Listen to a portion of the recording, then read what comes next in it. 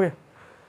हमने पिछले कक्षा में पढ़ा था गोलीय दर्पण के बारे में। हमने बताया था आपको गोलीय दर्पण दो तरह के होते हैं, उत्तल दर्पण और अवतल दर्पण। फिर हमने उस दोनों दर्पण में कौन कौन सी बात में पढ़ना होता है वो सारे एक बात को एक एक करके हमने जाना था। आज का मेरा टॉपिक है, हमारा टॉपिक है वो है प्रतिबिंब। इसके बारे में आज हम पढ़ेंगे। चलो ध्यान दीजिए, ये प्रतिबिंब और एक होता है शैडो, एक होता है प्रतिबिंब, एक होता है शैडो, जिसको हम बोलते हैं छाया। हम लोग शैडो क्या बोलते हैं? छाया। प्रतिबिंब हो या शैडो हो, प्रतिबिंब हो या शैडो हो, दोनों बनने के लिए प्रकाश का होना बड़ा ही ज़रूरी है।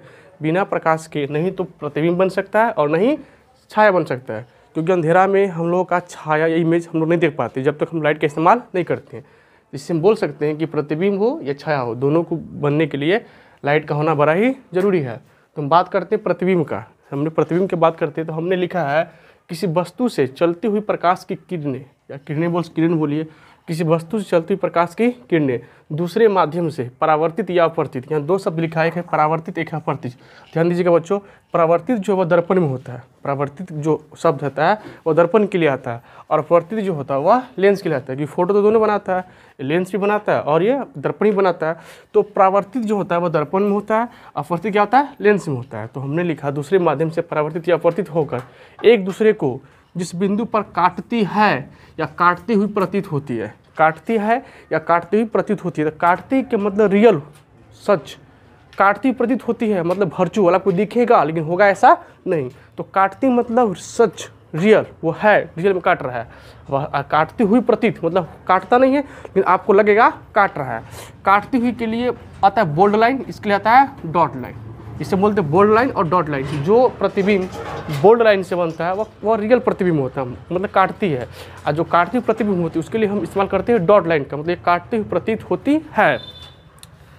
उसी बिंदु पर वस्तु का प्रतिबिंब बनता है। मतलब काटती है तो मतलब वास्तविक है, काटती प्रतीत है मतलब काल्पनिक है। और जो प्रतिबिंब वास्तविक होगा वह बोल्ड लाइन से बनेगा, जो प्रतिबिंब काल्पनिक होगा वह डॉट लाइन से बनेगा, जिसे हम बारी बारी से आगे पढ़ेंगे।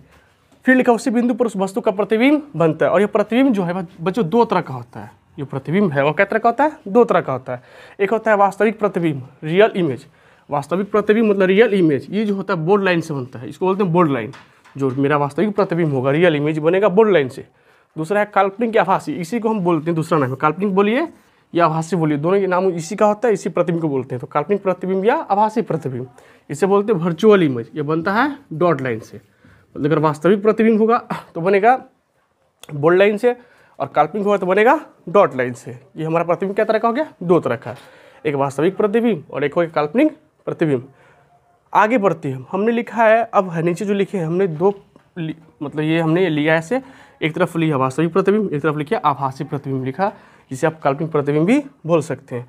अब इस दोनों में डिफरेंस क्या होता है? यह हमसे पूछ सकता है अलग अलग कि वास्तविक प्रतिबिंब किसे बोलेंगे और काल्पनिक प्रतिबिंब किसे बोलेंगे।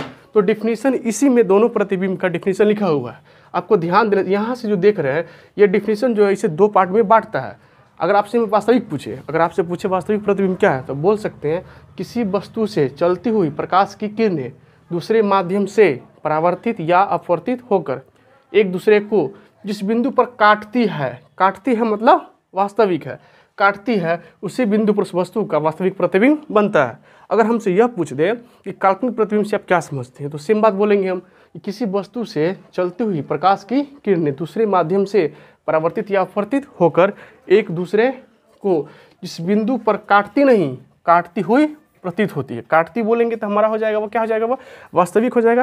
लेकिन काटती हुई बोलेंगे तो हमारा काल्पनिक हो जाएगा। तो काटती है मतलब वास्तविक है, लेकिन हमें तो बोलना काल्पनिक, तो हम काल्पनिक का बोलना है तो हम बोलेंगे जिस बिंदु पर काटती हुई प्रतीत होती है उसी बिंदु पर उस वस्तु का काल्पनिक प्रतिबिंब बनता है। मतलब दोनों डिफिनीशन जो है इसी में वो लिखा गया है, दोनों का अलग अलग लिखा गया है, मतलब इसी पार्ट में है। ये काटती है तो वास्तविक, और काटती हुई प्रतीत होती है तो काल्पनिक। काल्पनिक को हम वास्तविक प्रतिबिंब भी कहते हैं। अब इसमें है कि दोनों में अंतर क्या होता है, तो उसको हम समझते हैं। हमने लिखा एक तरफ वास्तविक प्रतिबिंब, एक तरफ लिखा काल्पनिक प्रतिबिंब लिखा। एक में हमने लिखा है यह किरणों के वास्तव में कटने से बनता। अभी हमने बताया है ये जो दिख रहा है बोल्ड लाइन, ये रियल कटता है, ये डॉट लाइन ये होता नहीं है, ऐसे हम लोग उसे ड्रॉ करते हैं, वह कल्पना होता है, काल्पनिक होता है। ये किरणों के वास्तव में कटने से बनता है और ये किरणों के काटती हुई प्रतीत होने से बनता है, मतलब ये डॉट लाइन से बनता है। ये आप कटता नहीं है लेकिन आपको कटता हुआ दिखता है। दूसरा है यह उल्टा होता है। वास्तविक प्रतिबिंब हमेशा क्या होता है, उल्टा होता है। और काल्पनिक क्या होता है, सीधा होता है। जब हम आपको इमेज पढ़ाएंगे कि दर्पण के सामने वस्तु को कहाँ कहाँ परखा जाता है तो आपको ये भीतर से समझ में आएगा। तो फिलहाल इससे इतना समझिए आप कि यह उल्टा होता है, मतलब वास्तविक प्रतिबिंब जो होता है वो उल्टा होता है। जब भी बोलेंगे वास्तविक मतलब उल्टा, जब भी हम बात करेंगे वास्तविक मतलब उल्टा। और ये सीधा होता है, जब भी हम बोलेंगे काल्पनिक मतलब सीधा, मतलब वास्तविक के साथ हमेशा सीधा का उल्टे का इस्तेमाल करेंगे और काल्पनिक के साथ सीधा का इस्तेमाल करेंगे, क्योंकि हमारा वास्तविक प्रतिबिंब जो होता है वह वास्तविक और उल्टा होता है, जो काल्पनिक प्रतिबिंब होता है वह भासी और सीधा होता है। नेक्स्ट जो है दोनों में अंतर वो है, इसे पर्दे पर प्राप्त किया जाता है, इसे पर्दे पर प्राप्त किया जाता है, इसे पर्दे पर प्राप्त किया नहीं जाता है। अब ध्यान दीजिए, आपको याद रख लेना है, जो वास्तविक प्रतिबिंब होता है इसे पर्दे पर प्राप्त किया जाता है, जबकि इसे पर्दे पर प्राप्त नहीं किया जाता है। इसका सबसे बड़ा कारण यह है कि जो वास्तविक प्रतिबिंब होता है उसके पास अपना प्रकाश होता है, वास्तविक प्रतिबिंब के पास अपना प्रकाश होता है, जिस कारण इसे पर्दे पर प्राप्त किया जाता है। लेकिन आभासी प्रतिबिंब के पास अपना प्रकाश नहीं होता है, जिस कारण इसे पर्दे पर प्राप्त नहीं किया जाता है। जब हम प्रतिबिंब में जगह जगह वस्तु को रख करके इमेज ड्रॉ करेंगे तो आपको ये बेहतर तरीके से समझ में आएगा। नेक्स्ट इसमें आगे आता है एक तो, चलिए हम बात करते हैं, ये मेरा मेन टॉपिक है वो है हमारा F=RY2।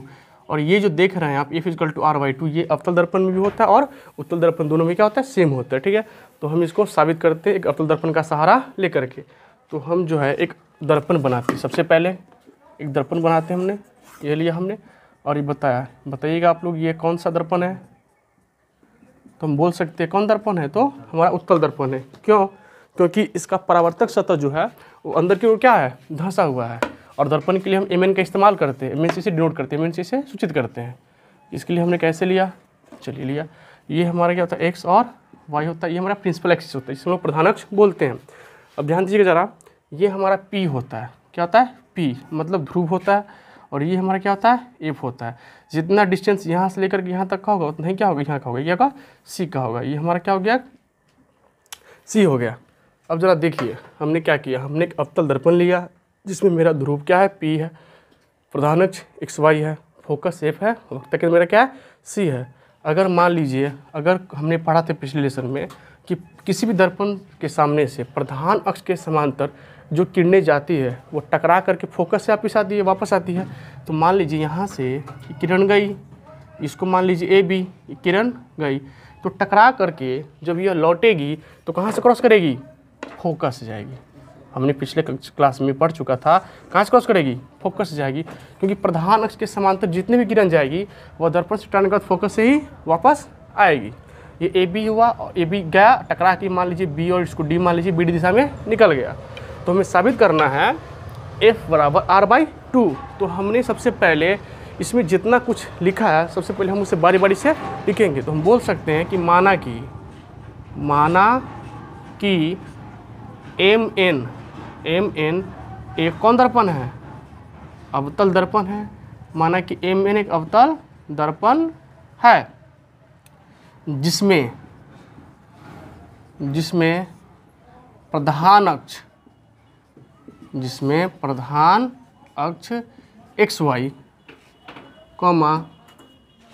XY, ध्रुव क्या है, P है, फोकस F, वक्रता केंद्र C है। हमने लिखा, जो हमने फोटो बनाया वही लिखा कि माना कि MN एक मेरा अवतल दर्पण है जिसमें प्रधान अक्ष तो XY है, ध्रुव तो P है, फोकस तो F है, वक्रता केंद्र C है। अब इसमें AB जो किरण इसके समांतर जा रही है, तो AB किरण दर्पण से टकराकर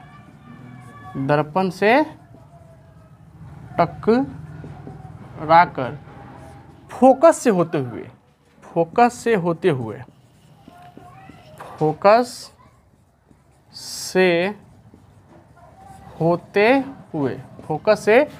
हुए BD दिशा में निकल गया, BD दिशा में निकल गया। हमने जो प्रतिबिंब बनाया है, जो फोटो बनाया उसी को लिखा कि MN मेरा एक अवतल दर्पण है जिसमें प्रधान अक्ष मेरा क्या है, XY है, और मेरा ध्रुव जो है P है, फोकस मेरा F है, वक्ता केंद्र मेरा C है, और AB किरण जा रही है जो दर्पण से टकराकर फोकस से होते हुए विपरीत दिशा में निकल गई। अब हमें साबित करना है ये F/r/2 कैसे आता है। तो ये डिस्टेंस और ये डिस्टेंस आपस में क्या होता है, बराबर होता है। हमने भी पढ़ चुका है कि ध्रुव से लेकर के फोकस तक का दूरी और ध्रुव से लेकर के वक्ता केंद्र का दूरी, ठीक है, दोनों आपस में क्या होता है, बराबर होता है। अब मैं अपने गणित में पढ़ा होगा कि जब हम किसी चीज़ को साबित करते हैं तो हम कभी क्या करते हैं, उसमें कुछ एक्स्ट्रा काम करते हैं अपनी तरफ से, जिसे हम लोग रचना का नाम देते हैं। अगर हम किसी चीज़ को साबित करना हो तो अगर उससे नहीं साबित, जो दिया उससे नहीं होता है, तो हम लोग एक्स्ट्रा कुछ ऐड करते हैं, उसका नाम हम क्या देते हैं, तो रचना देते हैं। तो जरा देखिए, हम भी इसमें एक रचना करते हैं, जरा ध्यान दीजिए, रचना क्या करेंगे, रचना क्या करेंगे हम, ये जो आप देख रहे हैं B से C को मिला देंगे, ये आप जो देख रहे हैं B से C को मिला देंगे। रचना B से C को मिलाया, B से C को मिलाया, हमने रचना किया। अब ज़रा देखिए, आगे बढ़ते हम लोग, ज़रा ध्यान दीजिए, इसमें आपको ट्रायंगल दिख रहा होगा, एक ट्रायंगल दिख रहा होगा आपको, ये BCF, इसमें आपको ट्रायंगल दिख रहा होगा BCF, एक ट्रायंगल आपको है BC और F, आपने त्रिभुज देखा। अब BCF में आप प्रकाश का परावर्तन तो आप जानते हैं, प्रकाश के परावर्तन के नियम से, प्रकाश का परावर्तन का नियम कहता है कि आप जो आपतन कोण होता है वह परावर्तन कोण के बराबर होता है। तो यहाँ पर जरा गौर से देखिए, ये किरण जैसे जा रही है तो हमारा A, B और C, ये कोण A, B, C, ये जो मेरा कोण है ये आपतन कोण है। तो हम बोल सकते हैं एंगल ABC बराबर, ये हमारा एंगल इसके बराबर होगा, क्योंकि रूल क्या कहता है प्रकाश के परावर्तन का कि आपतन कोण परावर्तन कोण के बराबर होता है। तो ये हमारा आपतन कोण हुआ, ये हमारा क्या हुआ, परावर्तन कोण हुआ। तो ABC किसके बराबर होगा, तो CBF के, एंगल CBF के, इसको हम समीकरण 1 मान लेते हैं। हमने बोला angle ABC equal to angle AB और C एंगल CBF के बराबर होगा, एकांतर कोण मतलब प्रकाश के परावर्तन के नियम से। अब एक और एंगल देखिए गौर से, ABC और BCF, ये एंगल इसके बराबर होगा एकांतर कोण के नियम से। जैसे कि हम दो लाइन अगर समांतर होता है, दो रेखा समांतर हो, इसे कोई काटता है तो ये जो देखते हैं एकांतर आपस में क्या होता है, बराबर होता है। तो उसके हिसाब से हो जाएगा आपका एंगल ABC, एंगल ABC बराबर एंगल BCF, एंगल BCF, ये हो गया आपका समीकरण 2, एकांतर कोण, ये हमारा हो गया एकांतर कोण। अब समीकरण 1 और 2 से, अब मैथ का रूल क्या कहता है, अगर कोई नंबर 6 = 5 है और 6 = 4 है, अगर इसका इस मतलब एक तरफ का मतलब LHS दो टर्म बराबर है तो RHS आपस क्या होगा, बराबर होगा। तो हम यहाँ पर देख रहे हैं ABC बराबर इसके, फिर ABC बराबर इसके, इसका मतलब यह दोनों आपस में क्या होगा, बराबर होगा। तो angle CBF, angle BCF, BCF के क्या होगा, बराबर होगा। अब जरा गौर से देखिए एंगल CBF, तो CBF मतलब इस कोण का बात कर रहा है। फिर एंगल BCF, तो BCF इस कोण का बराबर कर, मतलब ये एंगल और ये एंगल क्या है, बराबर है। अब किसी भी त्रिभुज के, आप एक त्रिभुज देख सकते हैं, हमने एक त्रिभुज लिया और ये दोनों कोण क्या बराबर है। अगर किसी भी त्रिभुज की अगर ये दोनों कोण आपस में बराबर है, इसका मतलब यह भुजा और यह भुजा आपस में क्या होगा, बराबर होगा। तो उस हिसाब से आपका जो देख रहे हैं ये CF बराबर हो जाएगा BF के। तो हम बोल सकते हैं अगर ये दोनों बराबर हो गया तो हमारा जो CF होगा, CF मतलब कि CF बराबर BF के बराबर हो जाए। इससे हम 3 मान लेते हैं। हमने बोला अगर किसी त्रिभुज के दो कोण, ये तो कोण आपस में दोनों बराबर है, इसका मतलब यह भुजा और यह भुजा आपस में बराबर होगा, तो CF बराबर हो जाएगा BF के। अब जरा ध्यान दीजिए, अगर सोचिए यह जो AB रेखा जो जा रहा है, आपतित किरण है, ये AB आपतित किरण, अगर सोचिए अगर ये इसके बहुत नज़दीक से जाए, अगर ये बहुत नज़दीक से क्रॉस करेगा तो E वाला बिंदु कहाँ पर होगा, यहाँ पर होगा, मतलब B बिंदु कहाँ पर होगा, P। अगर हमारा AB जो आपतित किरण है अगर प्रधान अक्ष के बहुत समीप से गुजरे तो मेरा B बिंदु कहाँ पर होगा, P पर। तो हम लिख सकते हैं यदि AB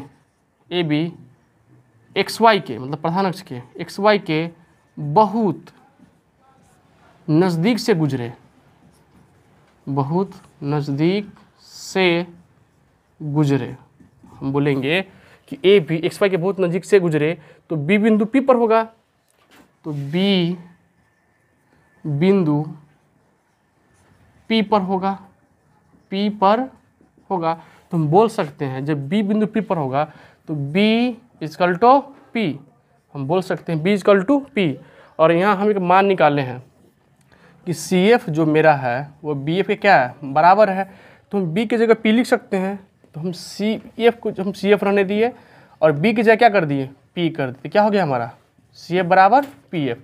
इसी समीकरण 4 मान लेते हैं, मतलब हमारा जो सी एफ हो गया पी एफ के क्या हो गया, बराबर हो गया। अब एक बात बताइए आप, ये हमारा ध्रुव है और ये हमारा वक्रता केंद्र है। तो ध्रुव से वक्रता केंद्र की दूरी को वक्रता त्रिज्या बोलते हैं, और ये डिस्टेंस और ये डिस्टेंस आपस में बराबर, फिर ये डिस्टेंस और ये डिस्टेंस आपस में बराबर।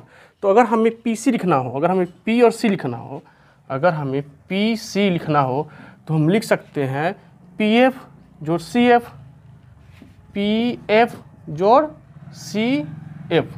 अगर हमें पी और सी लिखना हो, अगर यहाँ से लेकर के यहाँ तक लिखना हो तो हम लिख सकते हैं इतना प्लस इतना, I mean P F plus C F लिख दिया हमने।